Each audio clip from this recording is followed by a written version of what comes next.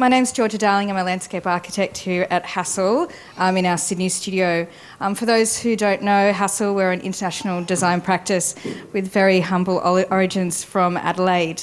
We're really delighted and honoured to have such a talented and inspirational cohort of First Nations female leaders in our studio to discuss creating space for future leaders in our institutions.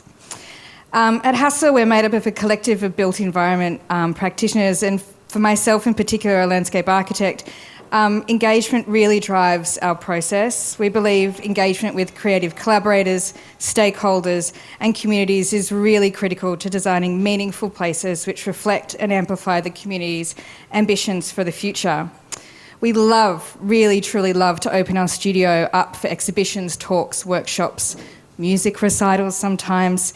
We really believe that collaboration and giving back to the creative profession leads to the best built environment results. So we're really thrilled to listen and learn from tonight's leaders.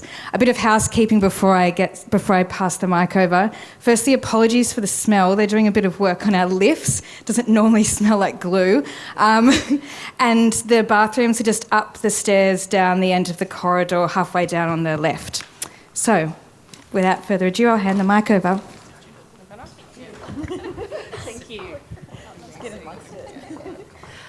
Thank you very much. I'm Judith Patel. I'm the new Deputy Chair at SAMAG, and again I'd like to welcome you here tonight for our session on the Future is Blak, leaders in First Nation leaders. Firstly, I'd like to acknowledge the traditional owners of the land on which we meet today, the Gadigal people of the Eora Nation, and pay our respects to elders past, present and emerging. We also want to thank Paschal Berry for organising tonight. It's been a fantastic work in progress, and to see the people he's managed to pull together is very inspiring for us on the committee. If you don't know, SAMAG is a not-for-profit. It's volunteer run. We have a volunteer committee of about 6 to 8 members, and we get some funding from Create New South Wales, some from the City of Sydney, but also a lot from our members. We run these events each month, and just a little plug for next month's event, which will be hopefully on the 5th of August, just firming up the date. And that's going to be a follow-up to our Me Too session, which we had in February last year, which is really where I got really reintroduced back to SAMAG. And so it's going to be about women in arts management and leadership, and what are the pathways to success, how do you ask for a pay rise, how do you stop organising the office cake, and how do you get yourself known in the arts sector and promote your own career. It's a cause very close to my heart. I'm helping to co-produce it because I always say that there's no one responsible for your career except you. So I really encourage everyone who's here tonight to come along and hear from the panel. The other great thing about that session is we expect it to be quite popular, so we're going to have it for members only to book first.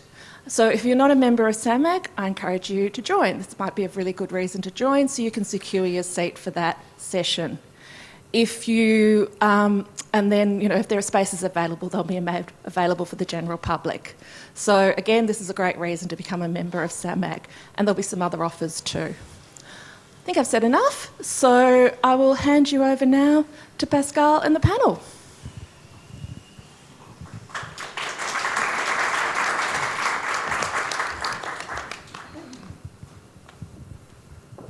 Great, thank you all, and thank you SAMAG for inviting us. I would also like to acknowledge the Gadigal people of the Eora Nation and welcome anyone here who is Aboriginal or Torres Strait Islander or comes from a bit further afield. As a young Aboriginal woman, it is very generous, I guess, to give us this space to talk about what we've been doing and for us to give you a bit of an insight into some of the perils of working in the arts. So I'd like to begin tonight by asking our panel who we are, what our practice is, and kind of what we're currently working on. So I'm going to hand it over to Linda. Thanks, Sis. My name's Linda Kennedy. I'm a Yolngu from the south coast of New South Wales, which is the neighbouring nation just to the south here. So Dharawal speaking there, Daraki, but we share a lot of language across the two nations. My background creatively is in architecture and design, so it's a little bit... We're on the fringe of the arts, and the work that I do is on the fringes of architecture as well. I run a design practice called Future Blak, which started as an advocacy space, I guess, around challenging some of the mainstream ideas within architecture in Australia, particularly the basis on colonisation and the fact that everything in the built environment is on stolen land. How do we start to negotiate with that when we're designing on whoever's country? So I live and work on country, which is the foundation of a lot of my creative practice. And alongside my design studio, I co-run a creative collaboration with my husband, who's in the back here with our baby, called Nina Nate, where we use creative practice to raise community aspirations. So through, I guess, creative arts, both visual arts and performing arts, how we can actually use those as tools to build up knowledge and increase, I guess, the interests of particularly young Aboriginal people within my own community down just south of Wollongong in the Illawarra. And current projects mostly is my 9-week-old baby. So she takes up a fair amount of time, but I guess alongside that, when you work in community, you don't get to just stop when you have a baby. So yeah, I think 1 week out of hospital, we were back into our first workshops, that was particularly using dance to teach about Yuin country down in Wollongong. So, thanks. So, my name is Courtney, and I'd also like to acknowledge that today we meet on Gadigal land. And I'd also like to acknowledge my own ancestors, Chibunjala and Gickenbear, without whom I wouldn't be here today. So yeah, I'm from up there, the Gold Coast, Tweed Heads, if anybody knows it. But I grew up on Gadigal country, so born and raised here. My background is in archaeology, and I'm currently still doing my Masters in Museum and Heritage Studies. Almost done. And at the moment I work at the Australian Museum on the First Nations programming team.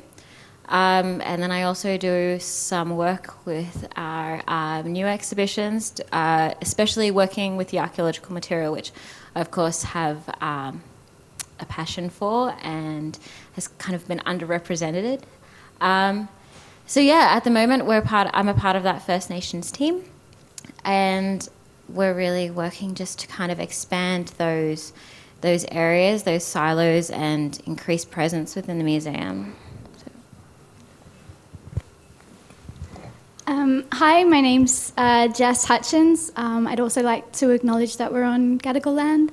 My mum's family were from the Pilbara and Balliol, but I grew up on Noongar country in Perth, and I've recently been living in the UK, doing a PhD, which is nearly finished,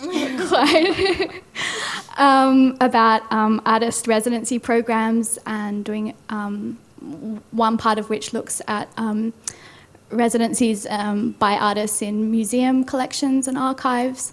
And I've recently started working at the Biennale of Sydney with Charlotte, and I'm a curatorial assistant to Brook, who's the artistic director.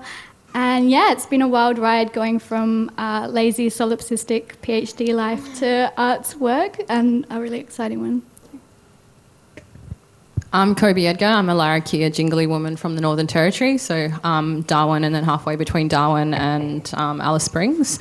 And I'm also Filipino and English and everything else. I'm the assistant curator at the Art Gallery of New South Wales, where my job entails a lot of different things. So a lot of collection support, a little bit of acquisitions, loans, writing, lots and lots and lots and lots of writing.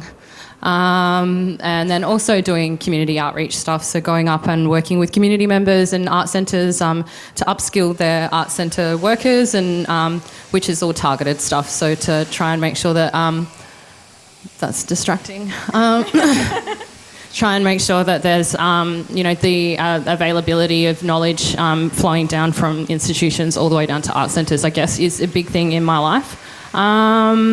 I don't know what else I do. I guess like working in big institutions, you work across a whole heap of different things. So a lot of the time, assisting with programs, doing floor talks like this, And I guess my ambition within the institution is it's my last kind of tick.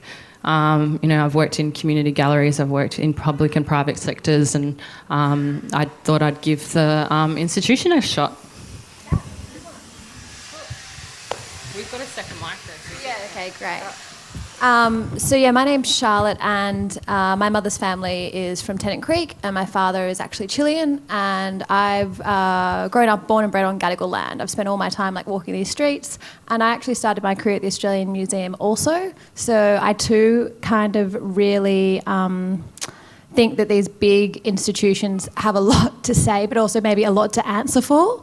And since then, I've gone on to work at Carriage Works, and I'm now working with the Biennale of Sydney. So now that we've got this kind of creative bunch of future leading women, one of the things I want to think about is each of you touched on the idea of representation. So I guess what I want to know is, what is it that you're doing in your work that's helping to change that narrative about what Indigenous Australians are, what we look like, who we are, what our community is, and kind of what our art is? Now, that's a huge question, obviously. We don't have all night. But if you just want to talk a little bit more about that representation and kind of where you think you're at, or if you think there is another path that we could be going down. Courtney has a microphone. So it is a big question. I think, obviously a lot of my experiences with the Australian Museum, and a lot of what we do is dictated by our collections, which are lacking in a lot of really important areas. So something that we've just kind of completed, or I've got one more case to put in, is a new installation called Marsh, and it's all dedicated to Sydney's fisherwomen, the first fisherwomen. And that was really important because the gallery spaces as they were, as you entered into the First Nations galleries, you were greeted with pukumani poles, which are burial poles from the Tiwi Islands. And so that does a lot to the way that Aboriginal people are represented in their own spaces in this gallery. So the first thing you're kind of greeted with is a symbol of death, and also something that's not anywhere related to where we're from. And then just generally, we've just got a lot of men's weaponry is how it's kind of classified. And obviously that goes towards collection practices generally as well. There is an agenda behind what was collected and why it was collected. So for a lot of our collections, it was men who were doing the collecting, and European men who had their own ideas of where men fit in society, and that was at the top, so only their items got collected. And then there was also an incentive to paint us as savages and warlike, so you collect what you want to talk about.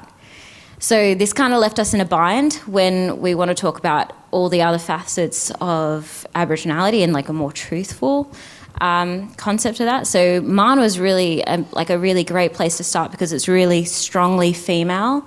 And it's also a different aspect, and also a very powerful aspect, and also something we didn't have a lot. So a whole part of that exhibition as well, which is quite different for the Australian Museum, is actually having a large amount of objects not from their collection. So Laura Mccrae is a Wailwan woman who curated as well. We actually had to go out and go get a bunch of shells so that we could show the kind of shells that you're using. And that was a big learning curve for us as well, learning how to process, where to find, all of those kind of stories that never get told because there's only ever been one kind of collection method and one kind of collection aim and display aim. So Marsh has a lot of facets, obviously, but that was really important for us, is having a really strong female Sydney story that you get welcomed into the space, and not something that's portraying us as savage and warlike and all these things. That's probably, I think, a good example of how representation can be really important. And also, sorry, now I'm rambling, but also having aspects that are not just for non-First Nations audiences. There's a lot in there that we can't tell, and there's a lot of things that are just for First Nations women, and then also First Nations women with that specific knowledge. So that was a really important part of that whole process. Excellent. Jess, do you want to go into a little bit of detail without giving away any trade secrets about the Biennale next year and what kind of representation looks like for you, or not necessarily what it looks like, but what the theme of representation could be portrayed as for you and Brook's vision? Good question. Brook's theme this year is, or for next year, for 2020, is Nirin, which means edge in Wiradjuri. And what he says about that theme is that instead of, the edge is our centre. And I think it's trying to get away from that narrative of centre and peripheries, as well as tropes in art history and in contemporary art, such as alternative narratives. It's always sort of pushing things to the side. And I think what he's doing with his sort of overall vision is actually just selecting a whole bunch of kick-ass artists from around the globe, many First Nations artists, and it not being about these people coming from far distant, remote edge communities, but saying this is about centering their centres. It's I don't know. It's a bit hard for me to explain in a way. I'm really in the middle of it. Another thing that I really think a lot about, having my job before taking on the Biennale was as a lecturer in global art history, which is super dodgy.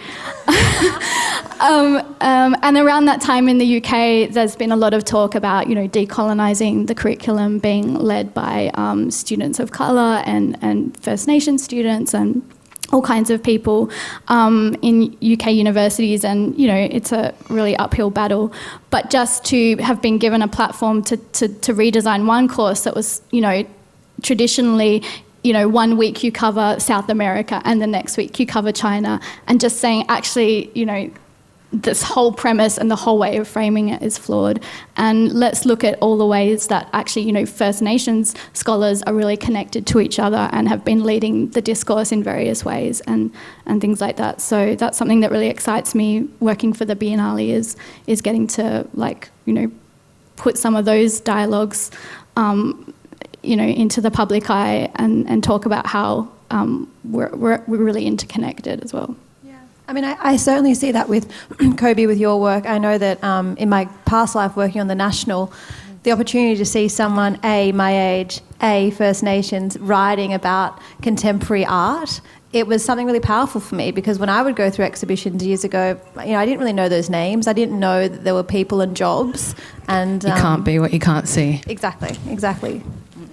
We had Thelma Golden come and visit the gallery a couple of days ago, and I just fell in love with her. She's a woman who works at a museum in it's in Harlem, and it's basically based around Harlem and black culture there. It was almost like a rebellion against the white institutional way of looking at black art and trying to find and not even try and find a space, but make a space for that.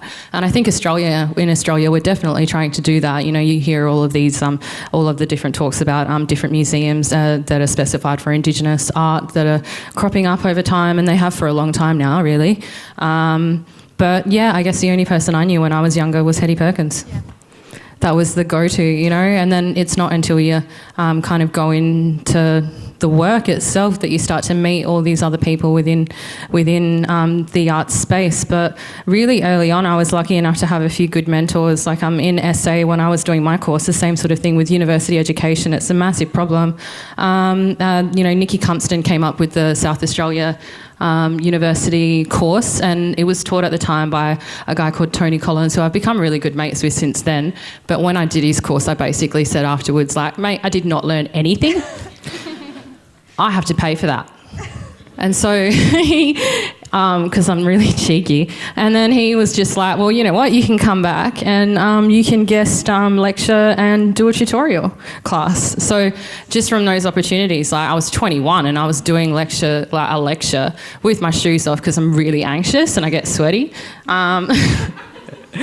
But just those little things, and if I have relatives like Auntie Tina Baum and Auntie Francesca Cabillo, who are I'm related to them, but I never knew what their job was. They were just my aunties, and then to see people within these spaces, and also I think it's really important to note that it's quite difficult to find your niche within your niche. You can't expect every black person to like each other. I'm sorry about it, but we don't. And so, I'm really blessed at the moment to work within a team of people. I have my senior curator is Cara Pinchbeck, and that was a very deliberate decision to come to Sydney. One, because I was like, Hetty Perkins used to work there. How cool would it be if I could work there? Dream big, girl. Did it. And then, Cara Pinchbeck was the senior curator at there, and she's been there for nearly 20 years, but reading her writing and looking at the way that her methodologies in the institution was something that I was super interested in. The Art Gallery of New South Wales is very much steeped in research practice, especially within their curatorial programming, and when I first got on board, I was helping her install the Milling-Gimby exhibition, and I knew that I was in the right place. The Milling-Gimby exhibition is centred around a guy called Dr. Stuart Skogel and Tony Tuxton, who was a deputy director at a point in time. And basically, Dr. Stuart Skogel was trying to get the gallery interested in Aboriginal art as art and not artefact back in the 60s. And they went up on a trip up there and ended up collecting a whole heap of works which have the same kind of problems as the museum, where it's unknown artist or again, unknown artist is contentious. Some people are using ancestors now, and that these discussions are being had. But with Cara, the thing that she did is she went up there with photographs of the entire collection that was collected then, and worked directly with community over, I think it was a 5-year process, to name the ancestors that made those paintings and collect information. But she named it taking memories back, because as an institution, sure, we're there to preserve and look after these artworks, but it's also about activating those spaces and activating the works within the communities that they belong to. It's our job to be caretakers of those works so that those communities have access to it in the future. And that project, I think you should go purchase the book and read it, because it's spectacular. It really is. The way that she did that and her methodology with that was following Indigenous protocol. That satisfied the needs of a white institution. And that was really inspiring for me. And I was like, okay, I'm in the right place, I'm good. Amazing. And so, Linda, with your work, it's something that I personally am less familiar with, and I guess that's the problem, right? And that's exactly what Coby was saying about finding a niche, finding your people. How did you, or how do you, I know, but tell the crowd, I know that you've written your paper and that your business is kind of centred around representation, but what are some of the things that you do daily, I guess, or...? Oh, within the institution, I guess, so the architecture has its own whole world, I guess, is in the same way that whatever field that we're in has. There are definitely less than 15 registered Aboriginal architects in Australia. To my knowledge, none of them are women. I'm not registered, so I operate on the fringes of the architecture sphere as well. There are a lot of women who don't register as architects in Australia. The industry doesn't necessarily support it in the way that practice operates, and that everything's about money making, which is deadlines, which is time. So if you can't be in the office full-time, long hours, then you're not the most useful person to have around as part of a team. So a lot of women also run their own practices to be able to work around family for that, for those reasons. So there's two kind of representation challenges there. One's about blackfellas and then the other about women. There's, I guess, that whole thing around you can't be what you can't see, I don't necessarily identify with. That there's going through my interests were as a creative and in maths and in science. So architecture was a great place for me to be stimulated.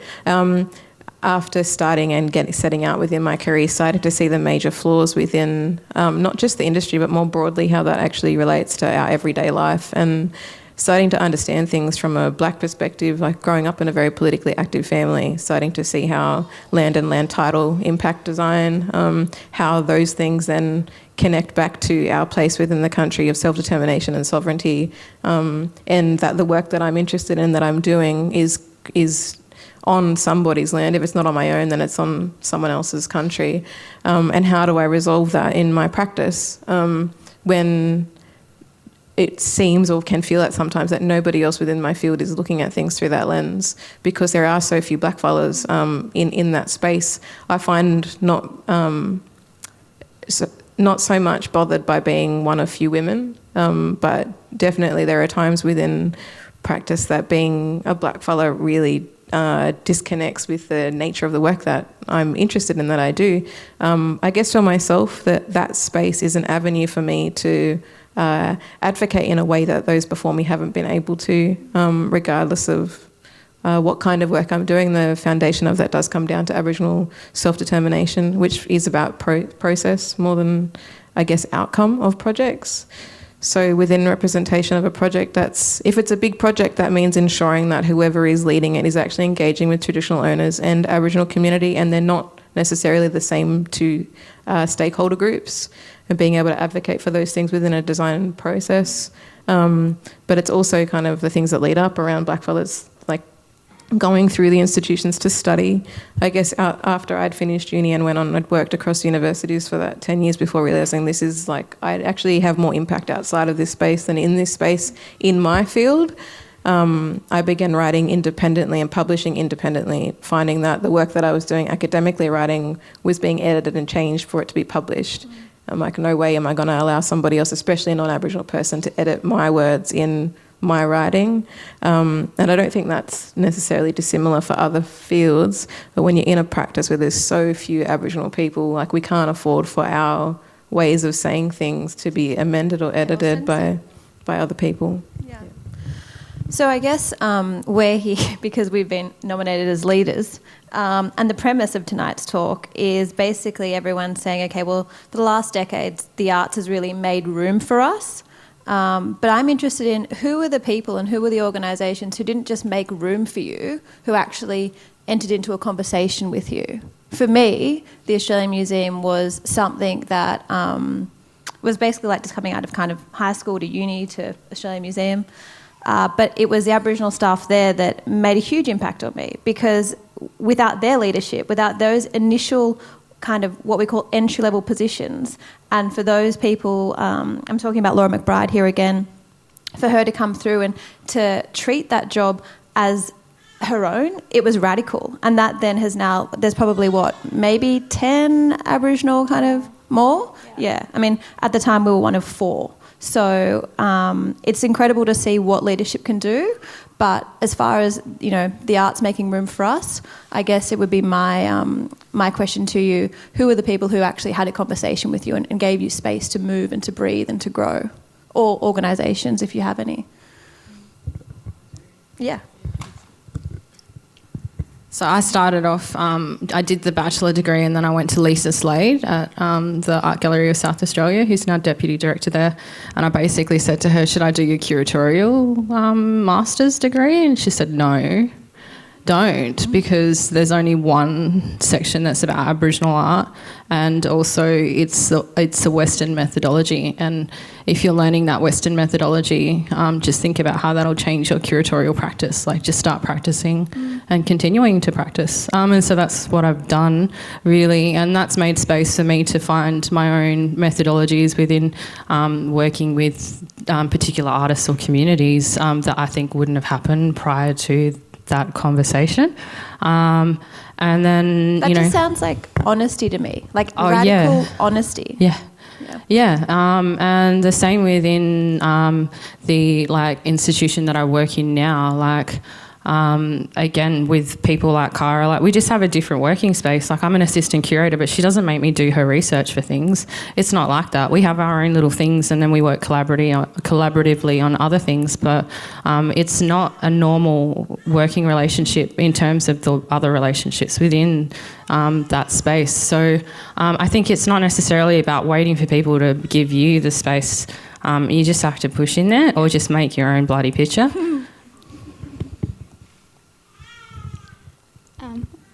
Sorry. No. I made eye contact and I got the... No, it's good. I was going to say, yeah, definitely that making your own space is important, but I think that it's good I think, to talk about that idea of making space rather than some of the other kind of language that gets used about pulling people up or empowering or inspiring and things like that, because sometimes it's actually just about encouraging but not putting that pressure on. And I think it was when I was first at uni, it was like some of my lecturers or people in the Aboriginal studies department that let me screw up and let me be insecure and let me have my dilemmas, and then gave me opportunities even if I'd kind of messed up the first one. Like, that's just so important. I think it's important to give people that space to come into their own and not kind of put that pressure on. That even goes into that discourse around leadership all the time. Like, I think it's incredibly important, but we can't all be leaders all the time. We also got to be followers. Like, we got to, which, you know, I am at the moment in a way, and you know, it's like about learning from others. I think I've lost my train of thought. You sound like you did.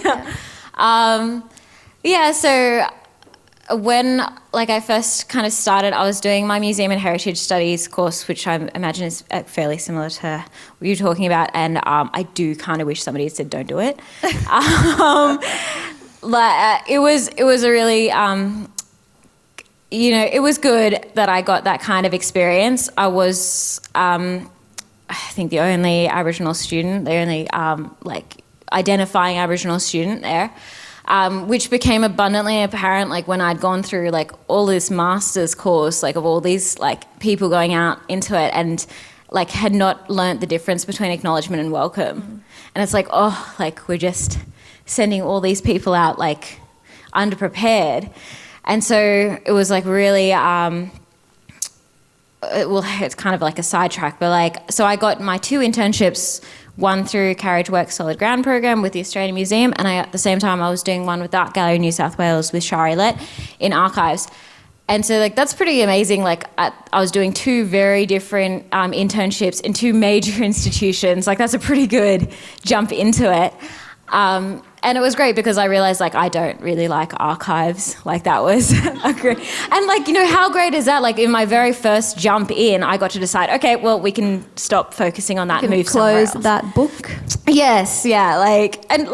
Obviously, I loved the people that I was working with. I learnt a lot. But, it just meant that I could really focus where I was meant to be.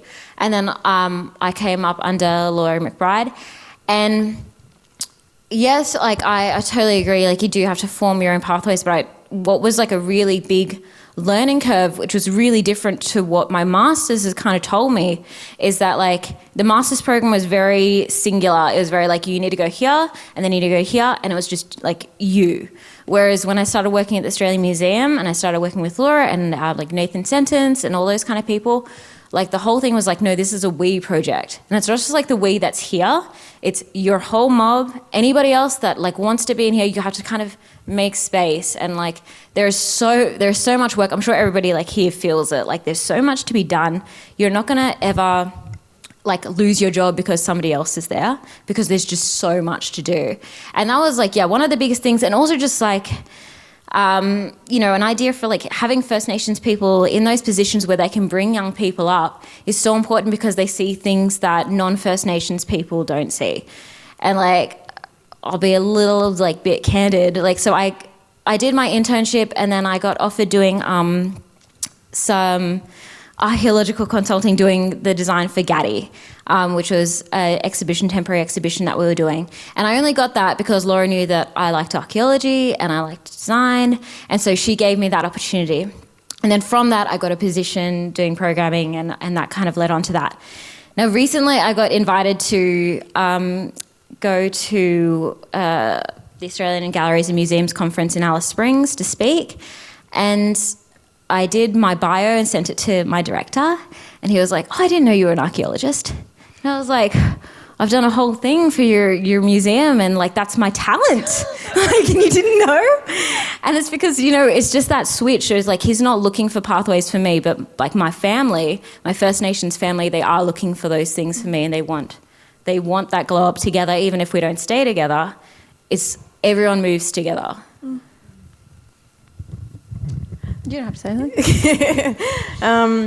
I think that from my experience in terms of access, it starts a bit earlier on for me going through school, especially growing up regionally, that I think access to education and quality education is not necessarily, it's a privilege. It is a privilege to have access to education. In terms of access or support was really just to finish high school. When people ask me now what my biggest achievement is, I still say that it was finishing high school, and I could say the same for a lot of other Aboriginal people across at least the South Coast where I've grown up, that just having an opportunity then to be able to access higher education when is we are all so privileged as blackfellas to have finished at least parts of our higher education, which have opened up doors for us then to go on to all the various fields that we're working in now. From my perspective now, still I think that a big part of that is being in design and architecture is maths education, especially for blackfellas again, that we have such low levels of math literacy right across Australia that limits then our access into fields that are STEM related, because if you don't have a good understanding as a foundation of those things, you're immediately shut off with access. So that next access point after high school was to go to uni, that I went through an alternate entry program as a mature age student, which is considered 21, which is whatever, I'll take it. But when I was finishing high school, as a lot of Koori kids go, like there's so much other stuff going on in your life as a young Aboriginal person that education is not your focus, and not going through thinking, I want to go to uni. It's, I want to survive whatever other shit's going on in this community or in this family or whatever it might be. And I'd gone to, when I was in high school, I'd gone to a winter school program at Uni of New South Wales, and one of the staff there had followed up with me, an Aboriginal staff member, to ask me if I was putting my application in. So if it wasn't for another black fella there following that up with me, then I would not have put an application in, just thinking that was so unachievable or so unattainable. Having gone through now over the past 10 or so years to get where I am now, has very much been for me forging my own pathway, because out of necessity, that the existing institution and the existing structures within that world, I don't fit into those things. I've tried it in a very committed and in a way, I guess I'm a passionate person way, and just found that working through government, you're so limited in even the discussions that you can have, because as soon as you start talking about traditional ownership and rightful governance, you're hitting brick walls. But we need to be able to have that language to be able to work with Aboriginal people and Aboriginal communities. Like, I don't just want to be doing work for white fellas who can afford to pay for a good designer. When it comes to having started then my own practice and opening up space and having, I guess, real conversations with people that are not just based on what their wants and needs are as a client, I guess, but on what my own interests are, was working with the MCA and Blacktown Arts Centre, Blacktown City Council, who actually put within my contract that they were seeking me to implement ideas of decolonisation in my contract. And for me then bumping on from there to see that, okay, that's local council, and that's also a major arts institution who have agreed to that we can use that now as a template to be able to say to other organisations, hey, are you actually going to put within your contract that, as an example, there's a basis for the self-determination of Aboriginal people as a core value within the work that we're doing? Are we actually going to be able to have discussions about sovereignty, land rights in the work that we're doing, or is it just shut off? And if it's shut off, then I'm not going to take the job. But they're things that people haven't done before. It's navigating new ground. So it's, in terms of how to have access in that space now, it's very much around who our allies are within our own politics and our own self-determination. Yeah, look, that very much links to what I want to talk about next, which is this idea that if we know that 50% of Aboriginal and Torres Strait Islander people are actually under the age of 25, what does, the 15-year-old in year 11 or year 10 What can we say to them? What is the building blocks? What are some of the tools? How are they going to navigate through finishing the HSC if they're in New South Wales, possibly going to uni, possibly getting a job? What could or would we do better? And is there really such thing as creating a culturally safe environment? Can we protect them from everything? And is maybe that a part of the failing? Again, big question, sorry. Has anybody looked at any of Martin Nakada's work in education? He's the first Torres Strait Islander to get his PhD in education, and previously was the director at Nirrigili Indigenous Centre at University of New South Wales. But one of his papers, don't quote me on the name or even the specific words, but the idea around culturally safe and particularly learning environments, that we shouldn't be striving to create that, that the idea of going through and dealing with racisms while you're at uni, that's the real world outside of that. So if you're not learning how to actually manage that in whatever capacity you have while you're studying or while you're in your workplace, and how are you going to deal with it outside of those spaces? And I've learned a fuckload dealing with racists in the architecture world. Yeah. Like, that have made me a stronger person, that have made me better in my practice, and that now give me more to offer back to my own community and to young people I love coming that. through. I feel a similar thing for sure. I don't think there is, especially working at somewhere like the Australian Museum, it's a colonial institution. Even decolonising is, it's kind of empty for me in that space, because it's never going to be a decolonised space. And even the way that I think about moving in that space is, I kind of feel like I'm doing my foot soldier work. I'm going to have to just do this work in the trenches so that my kids and my nephews don't have to have as hard a time as me. Even recently it was with the Pacific team. We're very close with the Pacific team. I'm also South Sea Islander. They endured some really intense racism in the last few months. And one of the guys, sorry, I'm going to get worked up now. One of the guys had a really tough day. He was so lovely. And it took a lot for him to report it. And the thing that got him over was that the way that you're being treated now is not going to end at this point. But you don't want to have your next kin coming through and dealing with as tough a time as you did. So you need to you just need to do that hard bit and do that so that your next generation isn't having as hard a time.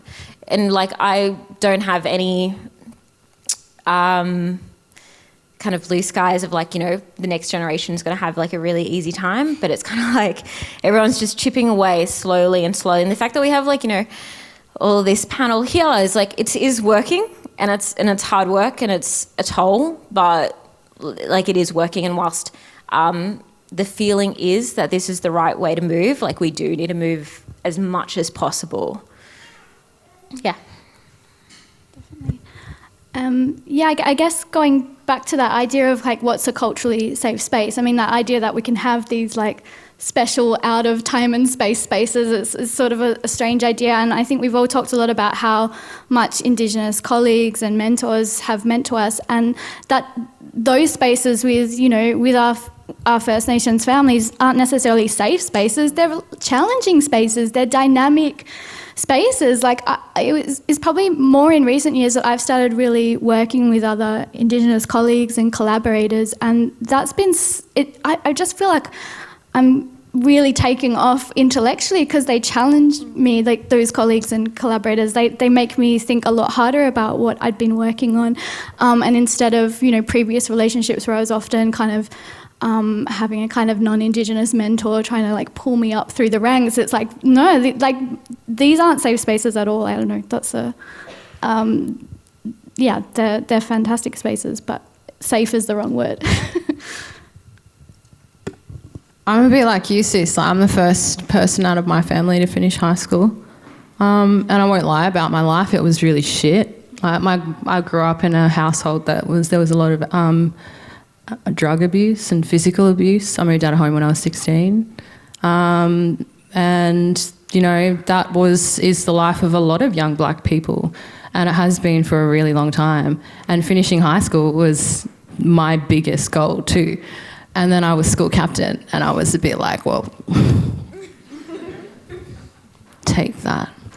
But then I just kept going from there, and I was like, well, if I can do that, I can go to uni. And the same as you, it wasn't until that my art teacher said, are you going to apply for that? You know, are you going to give it a go? Because I was like, it wasn't even an option in my head. And then I just kept going and going and going, and now I'm sitting here, and I don't really know how I got here, but I am.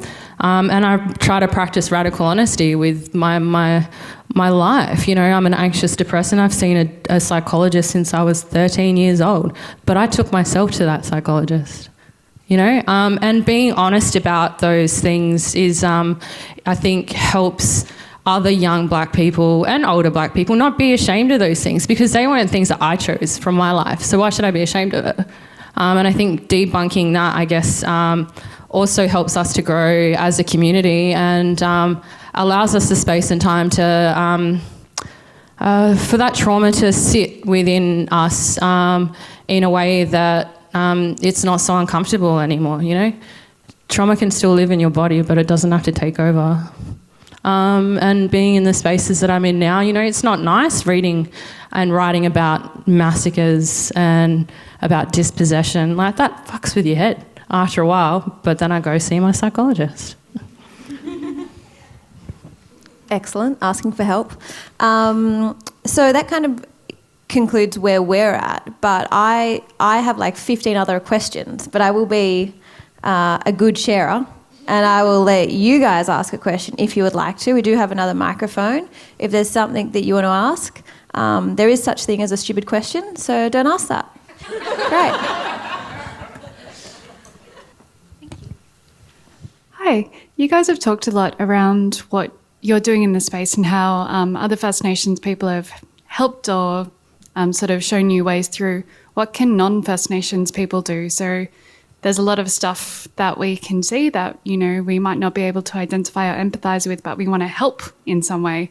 And it's really hard because often there's so much we're not aware of. So getting over the fear of, number one, asking that straight up question, what can I do for you, as opposed to anticipating what we think will help. What else could we do? Yeah, big question. And, you know, I think it really depends on the context and what help you're offering. But I do think, was reading recently quite an interesting kind of critique of like allyship and ally politics and what it means to be a good ally. And the critique was along the lines of, you know, like some of the values in that allyship idea are really great in terms of like giving space to others and not doing the speaking and not taking up space when it's not from your experience. But there's a kind of downside to that where it becomes sort of like performative, I guess, like self-effacement, like you kind of try to disappear into the background. Like I think sometimes like when, you know, it's about meeting people and realising that you all that all people have agendas, and that if you want to help other people, like what are you bringing to the table? What do you want help with as well? Like what do you want help with from us? And like what's the exchange going on, and being really radically honest about that, I think is important.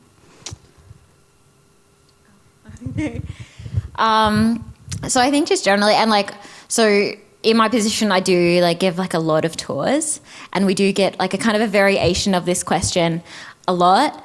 And even outside of that, you get asked it a lot. And like my biggest thing was like, just like do your own research, like a lot of the time. Like, sorry, I'm yelling, but you know, we often get asked like everything about everything, and we don't know everything about everything. And also it takes like, you know, a lot of emotional turmoil for some of that stuff. So if it is anything that you think that like maybe you could seek out yourself, try that first, and then come to us. Like, I mean, generally like working in these spaces, First Nations people like are used to kind of been like, kind of torn in like all directions and those kind of things. Like I never thought that I would be like reading copy for stuff like so much, but I do like a lot of that. And it would just kind of help if those people that are putting it towards me like would take the time to research current terminology, so that I don't have to go in and go, that should be capitalized, and stuff like that is super wearing. And it can kind of feel like you're constantly stepping back, even though like I do love the people that I'm working with and I know that they're trying, but it's those kind of like small things as well that can like kind of just wear you down a bit. Yeah. Speaking within my own industry, honestly, having non-Aboriginal people advocate alongside me for the things that I am fighting for would take off so much pressure that would allow me to then focus on the things that I would really love to be working on. And that's a really tough conversation in industry, because I can advocate for whatever it might be for blackfellas, but hitting like on an Instagram photo isn't doing anything to help me or my people. But actually coming beside me can instigate some change when people can see it's not just one angry black woman, because that's what they see, probably when they see all of us here. But there's more behind what we're actually advocating for. Outside of industry stuff, I honestly think that the biggest support or the help that can happen is for every single non-Aboriginal person, whether it's through colonisation having come here or post that early invasion phase, is to learn your own displacement history. Like, we are expected to know our 5 generations back to when white fellas first come here and killed our people and moved us off our land. Like, do you know your family's history 5 generations back? Do you know where they've come from and where they've moved from? Are you have you confronted the own trauma within your own families of what involvement your families have had with murdering our peoples or taking our land or moving us from where we are? Like, we are confronted with those things every day.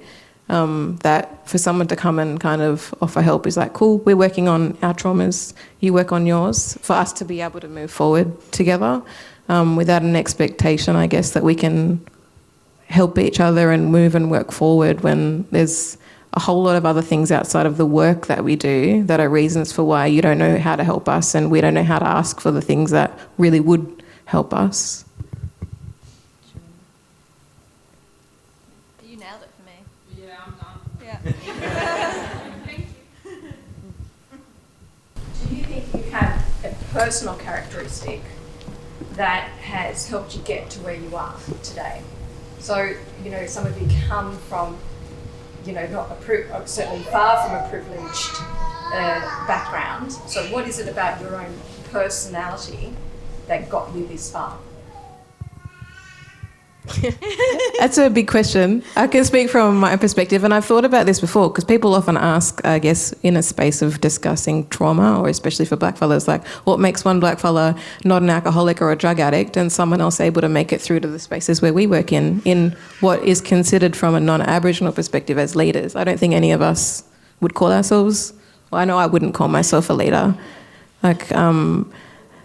There's certain experiences that you have in life that give you determination, I guess, that can push you in that way. But it's, we can all say that I'm going to speak for many of us, and all blackfellas that say we wouldn't be where we are without the work that those who have done before us have done. And that leads right back to the fact that our ancestors have been on the front line. Like, literally blood has been shed for us to be here.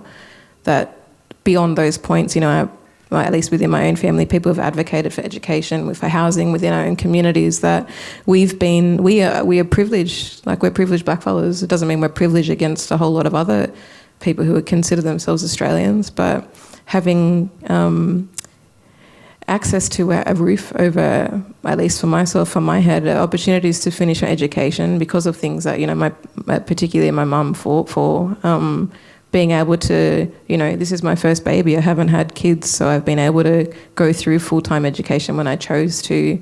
And I have family to fall back on. Not everybody does. And it's not so much a personality trait, but a matter of circumstances, I guess, that have allowed for space. And when you're a blackfella that has what we call space in that way, you can't let it go. Like, when we know, even within our own families, that there are people who don't have a roof over their head, or people who are drug addicted, raising kids that we wish we could do something more about. And when there is a deficit mentality in the broader community of what our role is or how we fit in, then so much of, at least I know for myself, is what I do is to just prove other people wrong. To be like, no, I can finish this and I will finish this and it'll be better than what you do. Like, and that's, I'd speak for all of us. Yeah. I'm pretty happy. I think you pretty much said it. It's like, understanding your privileged position and like really feeling gratitude for that, and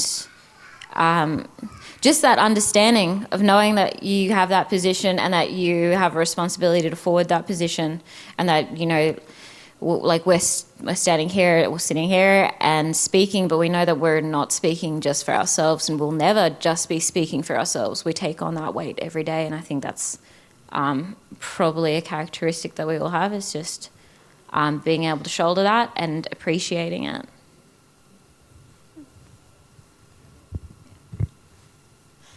Yeah, I totally agree with what you have to say too. I think characteristic-wise, it has been a lot about the family around me and the people around me, really pointing out the fact that, I'm a female, I'm gay, and I'm Aboriginal. Like, Australia hates me, but that's not my fault. It's my fault. It's my job to change that and to prove, not necessarily prove my worth, but to prove that I'm not what they think I am, or what they think I'll be.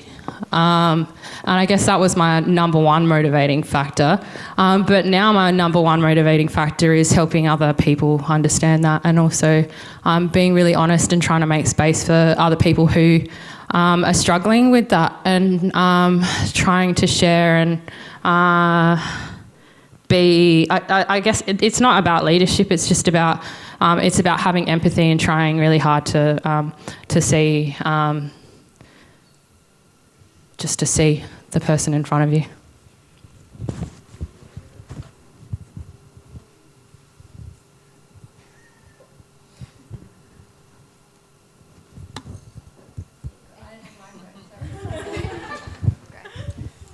Yeah, well, totally.